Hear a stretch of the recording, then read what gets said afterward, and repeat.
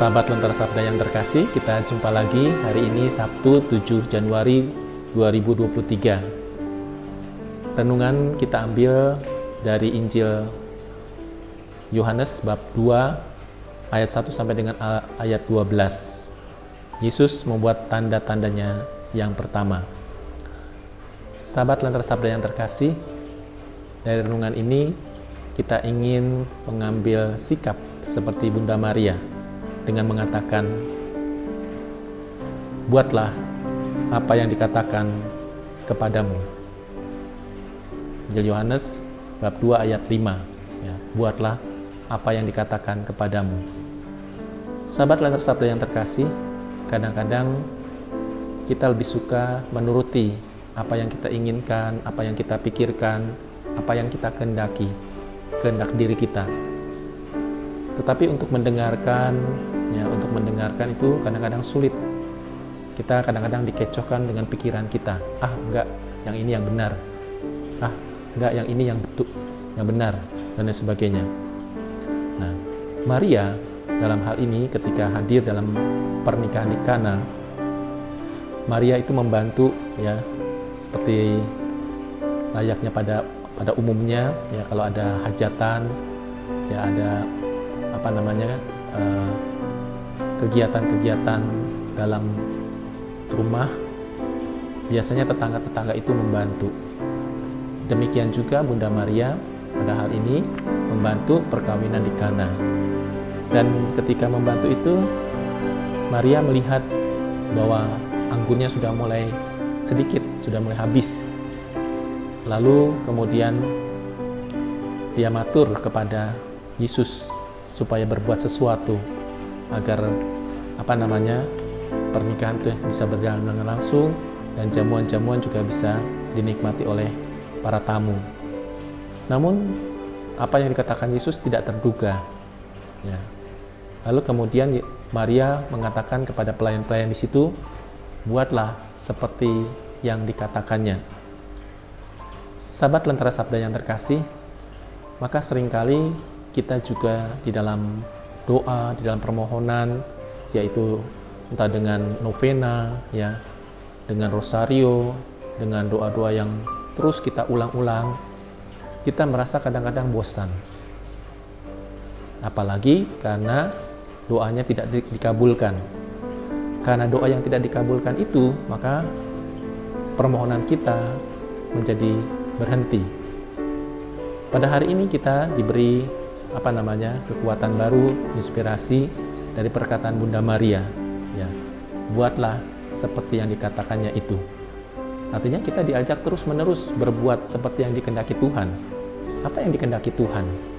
Kalau doa kita belum terkabul, berarti kita diajak untuk terus mengikuti Dia, terus berharap, terus bermohon, dan terus berdoa. Jangan pernah berhenti berdoa. Itu yang diharapkan. Dan ajakan Bunda Maria ini sebetulnya bukan ajakan yang yang luar biasa, tetapi sebetulnya ajakan yang dialami oleh kita semua sebagai pengikut Kristus ya, sebagai orang biasa. Kita selalu menghendaki sesuatu, tetapi kita kurang tekun kadang-kadang. Karena kurang tekun itu, maka kita berhenti untuk berharap. Karena kurang tekun itu, kita berhenti untuk berdoa. Moga-moga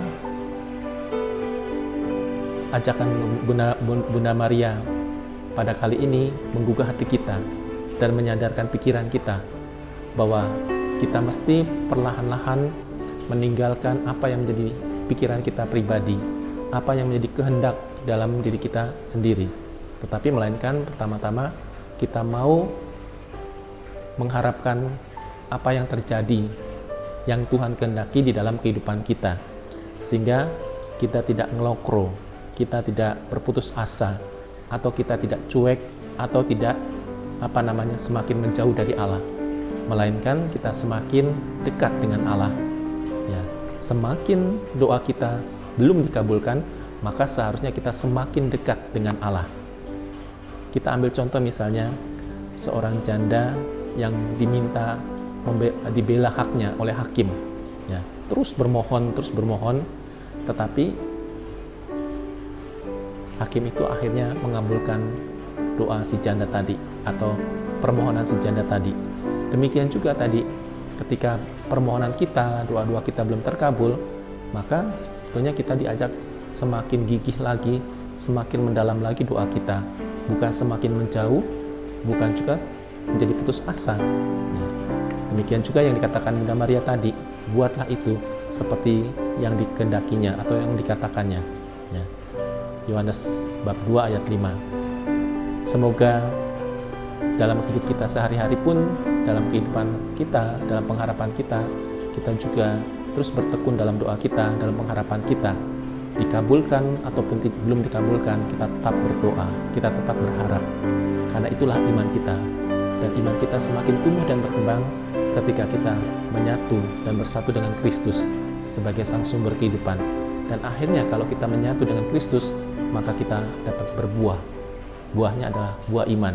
Dan iman itu adalah pengharapan, kasih, ya, kebaikan, dan juga kerendahan hati, dan selalu terbuka pada rencana dan kehendak Allah. Sahabat Lantasat, sabda yang terkasih, marilah kita terus berharap dan berdoa. Tuhan memberkati. Hati rasa